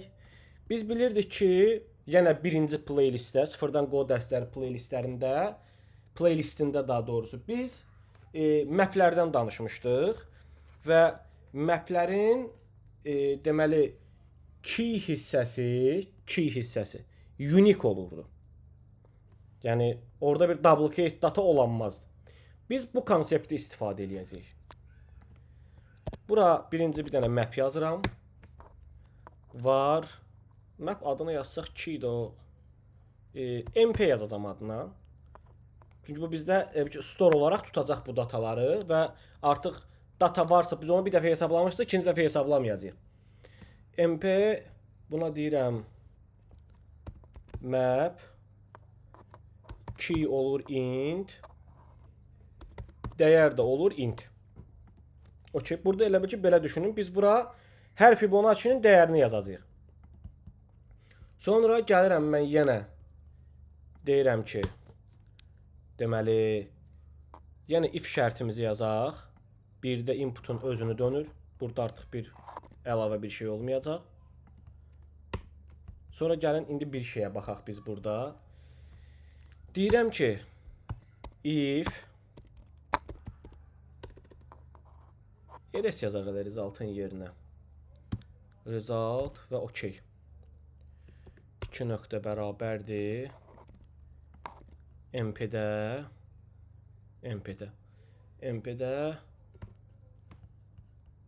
input.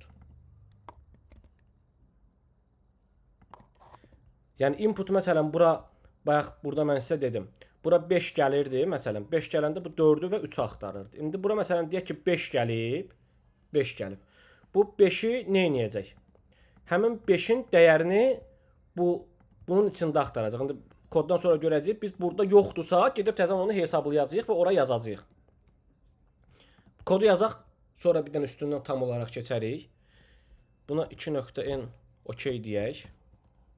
Bu yazılışı bilmirəm yazmışıqmı. Burada belə bir şey düşünün. Bunun nəticəsi deyirəm okey true'dursa elə bil ki girib onun içinə. Yəni bu dəyər varsa. Bu dəyər varsa bu ifin içinə girəcək təbii ki. Bura deyirik return rs. Yəni not found olmadı da dəyər burada var. Rs'in özünü dönürük. Hə, indi gəlirik ən kritik nöqtəyə. Burada deyirəm ki, MP-nin input indeksinə neynə? Hə, bircə dəqiqə. Gəlin bunu təkrar eləməmək üçün bunu qlobal skopa çıxardaq. Okey. Deməli, MP-nin input dəyərinə neynə? Fibonacci time effektivi çağır və onun içinə burada yazdığımızda input minus 1, input minus 2. Biz burada tam olaraq nə əldə elədik? Bunu bir dəfə döndərib yazacağıq. İkinci dəfə həmin dəyəri axtaranda artıq gedib bir də onu eləməyəcəyik. Artıq burada bizdə elə bil ki kəşlədik. Kəşdən geri dönəcəyik və o artıq orada yəni bir əməliyyatı təkrar eləməyinə ehtiyac olmayacaq. Yəni məsələn 4 5-i gələndə 4 3 axtar. Axırda gəlmişik 2-ni yazmışıq bura. 2-ni yazandan sonra növbəti 2 axtarılanda gəlib baxacaq ki, burada artıq məndə yaddaşda var. Bir də onu hesablamağıma ehtiyac yoxdur. Okey, bunu bura yazdıq və sonunda return nə deyirik? Yazandan sonra bunun özünü geri qaytarırıq. MP return. Gəlin format eləyək. Nə deyir? Bağışlayın, bu nöqtə vergüldür. 2 nöqtə yazmışıq. Başqa varmı problem? Yoxdur. Gəlin bu kodu indi bir-bir analiz eləyək biz. Baxın, Fibonacci dəyərlərimizi də buradan götürürəm. Gəlin addımı sayaq. Ki, burada nə qabağa düşdük biz. Ki, bura yapışdırıram, kommentdədir zaten. Məsələn, mən gəlib bura deyirəm ki, mənə Fibonacci 5-i ver. Ki, nəticələrini bunları bir-bir müqayisə eləyəndən sonra axırda baxacaq. Hamısını çalışdırıb baxacaq ki, düzgün işləyirmi. Mən gəlib deyirəm Fibonacci 5. Necə sayırdıq? İndi bu ardıcılığı biz bura statik yazmışıq da. 0, bu 1, 2-ci indeks, 3-cü indeks, 4-cü indeks, 5-ci indeksə deyir mənə ver. 5-ci indeksin dəyəri nədir? 5. Necə tapmalıyam? 4-ü və 3-ü hesablamalıyam da, yəni mən burada. Gəlir bura 5. Deyir, 1-dən kiçikdirmi? Yox. Gəlir bu map'in içərisində deyir ki, 5-in dəyəri varmı? Çünki bizim input 5-də hələ. Deyir, 5-in dəyəri bunun içində varmı? Bu okey false gəlir. Deyir, yoxdur belə bir 2-yə bağlı dəyər mənim map'imdə yoxdur. Deyir, tamam o zaman. Gəl hesablayaq. Hesablayanda biz nə edirik? Fibonacci 5 Fibonacci 5 axtarır. Yəni MP-nin 5-inə 2 olaraq 5-inə 4 ilə 3-ü hesablamağa çalışıram burada. Bu 4 ilə 3 gəlir bura. Yəni birinci 4 gəlir təbii ki. 4 gəlir bura. 4 də yenə gəlir. Yenə birdən kiçik deyil. Yenə 4 də yoxdur. Burada girməyəcək. Sonra bu gəlir təkrar 3'ü hesablayır. Yenə dəyər fırlanıb bir kruq yenə qayıdıb gəlirik bura. Sonra 2'ni hesablayır. Bu hələ 2'ni hesablayır. Yenə fırlanıb gəlirik bura. Sonra gəlir 1'i hesablayır. Yəni Fibonacci 1'i axtarır. 1'i axtaranda gəlir buradan 1'i geri alır. Artıq sol tərəf 1'i tapdıq. Sonra sağ tərəfdə 0'ı axtarır. Yenə fırlanır gəlir buradan 0'ı qaytarır. 2 ilə 1'i topladı. Bura yazdı Fibonacci 2'yə. Fibonacci 2'yə. Çünki 2'də 1 ilə 0'ı axtarır. Fibonacci 2'yə yazdı ki dəyər olaraq. Baxın 0, 1, 2. Fibonacci 2'yə yazdı 1. Artıq əlimizdə Fibonacci 2'nin qiyməti var. Sonra buradan dəyər dönür geriyə. Həmin o ikinci indeksdəki dəyər və dəyəri ikinci indeksdəki 2'nin qarşılığının dəyəri, yəni 1'i. Baxın bu 1'i. Yazdıq axı burada bura. Bu 1'i qaytarır geri. Return olaraq. Gəlir burada dayanmışdıq. Burada artıq 3'dür. Biz 2'nin dəyərini tapdıq ki 1'dir. İndi bunu hesablayır. Yəni nəyi? Biz deməli bunu döndük. İndi 3'ü hesablayırıq. Üstdə də 2 ilə 1'i tapmalıdır. Tamam mı? Bizim artıq gəlir 2'nin dəyərini buradan götürür. Baxın burada var 2'nin dəyəri. Bura yazmışdıq bayaq. Bax bu 1'i. İkinci indeksin dəyəri 1'i bura yazmışdıq. Onu buradan götürür. Onu buradan götürür. Dönür geri. Amma burada 1'i gəlir baxın buradan götürür. Çünki 3 çıx 2 1 eləyir. 1'in dəyəri buradan geri döndü. Və buradan geri dönəndə artıq bizdə bu bizim map'in içərisində bax bu da yazılıb. Yəni 0-cı 1-ci indeks yoxdur. Yəni buradan dönür o. Amma 1-ci indeks 0-1 bağışlayın. Bu ikinci indeksdir. İkinci indeks və üçüncü indeksin dəyəri artıq bizim map'də var. Yəni onu bir də gedib təkrar rekursiv olaraq Fibonacci çağırmağına ehtiyac yoxdur. Burada store eləmişik. O birlər də eyni qaydada. Artıq 2 ilə 0, 1, 2 ilə 3'ün dəyəri burada var. Artıq burada gəlib 4'də 3 ilə 2'ni hesablayanda burada var əlində. Baxın bu 3, bu 2. Topladı yazdı 4'ə. Sonra da 5'i hesablayanda gəldi 4 əlində var. Ya 3 əlində var, 4 əlində var. Artıq ikisi də buradadır. İkisi də buradan geri dönür. 2 ilə 3 toplayır, eləyir 5 və mənə birbaşa geri dəyər dönür.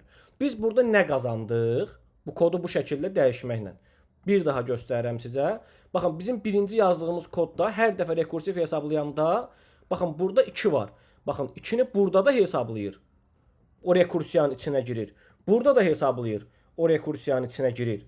Hətta buradakı 3'dən də 2 1 hesablanmalıdır. Buradan da törüyür hesablayır. Ona görə bu qatları biz artıq dəfələrlə emal eləməmək üçün yaddaşa saxladıq. Yaddaşda saxladıq. Və artıq əlimizdə data var. Yəni biz burada time complexity-ni 2 üstü n-dən gəlin bura yazın. Fibonacci time com n amma space complexity-də bu dəqiqəki vəziyyətdə m'dir. Niyə? Çünki hansı dəyər varsa hamısını mən bura bu map'ə store eləmişəm. Yəni indi mən nəyə axtarmalıyam? Time complexity n-ə endirdim. Zaten 1'ə endirənmərəm. Log n-ə də endirənmərəm. Burada nəyisə bölüb parçalaya bilmirəm. Burada bir bölüb parçalayıb tapma deyilən bir şey yoxdur. Zaten bu map'də dəyəri oxumaq bir kompleksidir. Bunu bilirik. Yəni bilmiriksə qayıdıb birinci playlistdə map videosuna təkrar baxıb başa düşməyi tövsiyə edirəm sizə. Okey. İndi bizim işin içinə nə girir? Gəlin görək bu space kompleksində, yəni yaddaşdan da qənaət edib bu n-i yığışdıra bilirikmi ortadan? Ondan qabaq bir şeyi deyim, nəzərinizə çatdırım. Baxın. Məsələn biz iç-içə forları, yazanda bu bir mənalı şəkildə dedik ki, iç-içə for gördünsə, 2 dənəsini iç-içə gördünsə n kvadratıdır. 3 dənə görsən n kubudur. N kvadratınla n kubu bir-birindən kompleks olaraq çox müqayisə olunmur. Çünki n kubu deyə bir time kompleksdir yoxdur. Amma istənilən halda çox bəsit bir məntiq yürütsək, təbii ki, n kubunun böyüməsi n kvadratının böyüməsinə nəzərən daha sərtdir. Grow rate daha böyükdür. Yəni daha sərt böyüyür, daha sürətli böyüyür. Ona görə də təbii ki, n kubu yəni n kvadratı daha performanslıdır n kubundan. Amma terminologiyada, alqoritmik analizdə n kubu deyilən bir şey yoxdur. Bu belə. Amma indi bizim bu rekursiv function call eləməyimiz də bir fora bənzəyir. Yəni forun öz-özünü çağırmağına, istəfə çağırmağına gedib çıxır. Amma rekursiv function call-da artıq işin rəngi dəyişir. Orada mütləq şəkildə yazdığın kodun böyüməsini məntiqi şəkildə analiz eləməlisən. Məsələn, gəlin bir nümunə verim sizə. Baxın, merge sortda da 2 dəfə çağırırıq biz rekursiv olaraq. Burada da Fibonacci'nin birinci versiyasında da 2 dənə çağırırıq. Yəni onda biz ya Fibonacci ilə müqayisə eləsək gərək deyək ki, 2 dənə rekursiv function görsəm mütləq şəkildə denən ki 2 üstü n-dir. Onda merge sortda bu bizim bu cümləmizə təzad təşkil eləyir, yəni ziddiyyət təşkil eləyir. Və yaxud da merge sorta baxıb desək ki, 2 dənə rekursiv function varsa n log n-dir. Onda da bu Fibonacci'nin konseptinə ziddiyyət təşkil edir. Ona görə biz rekursiv function call eləyəndə mütləq şəkildə böyümə sürətinin necə olduğunu məntiqi şəkildə qərar verməliyik. Bunu da dedikdən sonra gəlin indi keçək bu Space Complexity-nin o birə endirdiyimiz versiyaya. Bunu buradan bir dənə silim, köhnə yerinə qaytarım. Bu kod bunundur. Yəni bura yazıram. Gəlin indi buna da deyək ki, func Fibonacci